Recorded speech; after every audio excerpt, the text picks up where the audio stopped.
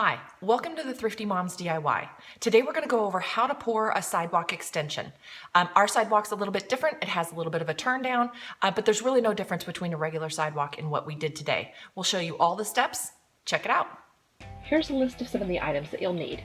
You can pick all of this up at your local big box store. The first thing that you'll want to do is create your forms with your 1x6s and your 2x2 stakes. After you have your forms made, it's time to insert the rebar. We typically did rebar with crossing bars about every 2 feet, and then in the corners, as you can see here, it's about a 1 foot by 1 foot square for strength. The next step is tying the rebar. It's no actual knot. You just take the wire that you buy at the big box store with your pliers, twist it together like a bread tie, and then take the points and point them back down once you cut them off. After that, you're going to want to put spacers underneath the rebar to get it up off the dirt. Just make sure the spacers don't push the rebar up above your form. Next comes the fun part of mixing your concrete. The best advice that I can give you in this stage is to make sure this dust that you see stays well away from you and the people that are helping you. You also want to make sure that you have an even distribution of water. You don't want it too soupy and you don't want it too dry. Then go ahead and mix it up until there aren't any dry spots left. Next, it's time to pour your concrete. We just went ahead and took the wheelbarrow and poured it right into our forms. Once we did 2 bags of concrete, it was time to spread things out a little bit. Then we used a hammer to vibrate the concrete into the nooks and crannies. Once you pour your concrete, you're going to need to smooth it out with a 2x4 and a trowel before it sets up. The trowel here helps get any areas that may have divots, and then it also smooths it out. For a sidewalk, you can do 2 things. You can do what's called a joiner, as you see here, or you can do saw cuts, which we do a little bit later. At this point, it becomes a little bit of a rinse and repeat. You mix the concrete, pour the concrete, spread the concrete out, smooth the concrete, finish the concrete, and then you either do a joiner or a saw cut after. Once the concrete sets up enough, you can go ahead and do a broom finish. For us, it helps take the water away from the shop base. Because our project is so large, we went ahead and incorporated bulkheads. This helps give an end point to where you pour the concrete, and you can stop for the night. To make these, you just notch out the area where your rebar is going to go through the 2x4 and then use the 2x2 stakes and nail those 2 together.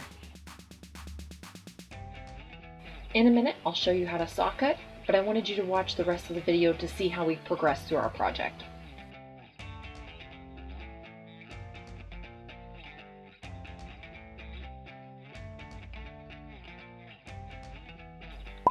Don't forget, if you like this video, be sure to like and subscribe to see more from the Thrifty Moms DIY.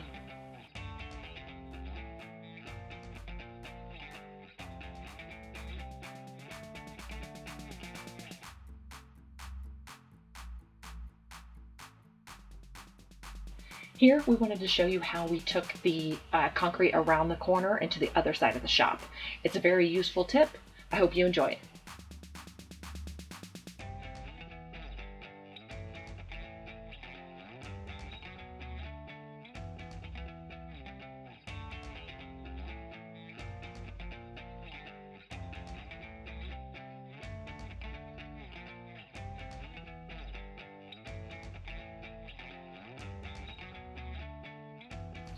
As you can see here, we've made it to the last little piece. This takes about 4 to 6 bags of concrete to finish, but it really looks great when it's done. Overall, we've probably spent about $400 on material, when if we would have hired somebody to do it, it would have cost us well over $1,500. So that's an $1,100 savings right off the top.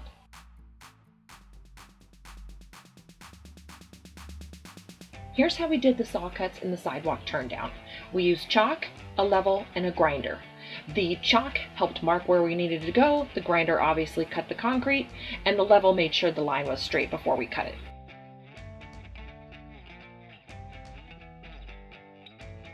We did our saw cuts about every 6 feet.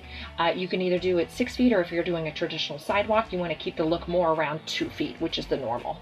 Here's some great before and after photos. As you can see, the turn down made it to where we don't need gutters, and the water will continually run away from the base of the building, making it to where the bottom doesn't erode away.